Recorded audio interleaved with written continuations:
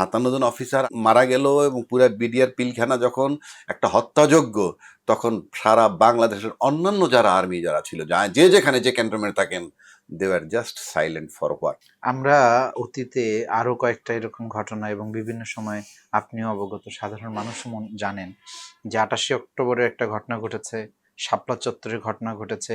বিভিন্ন সময় কয়েকজন মিলে রাজনৈতিক সমাবেশ কিংবা রাজনৈতিক বৈঠক করলেও বলা হতো জঙ্গি সন্দেহে তারা জঙ্গি নাশকতা করছে, এই মর্মে তাদেরকে গ্রেপ্তার করা হয়, তাদেরকে নির্যাতন করা হয়।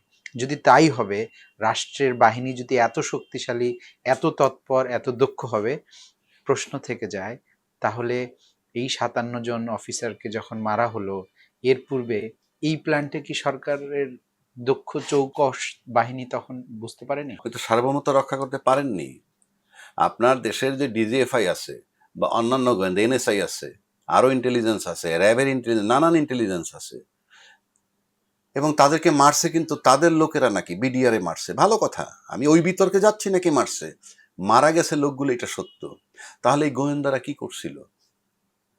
ইভেন ইভেন আমি দেখেছি যে, আমার ছোটবেলায় দেখছি কোথাও যদি কোনো আর্মি অফিসার ইনসাল্ট হয়েছে, যে কাউকে অপমান করছে, পরবর্তীকালে দেখছি ক্যান্টনমেন্ট থেকে অনেক ফোর্স আইসা সেই গাড়ির পর জায়গাটাকে গাড়ি। তামা বানিয়ে ফেলছে, অ্যাজ ইফ সিম্বলিক যে এরা সার্বভৌমত্ব রক্ষাকারী বাহিনী।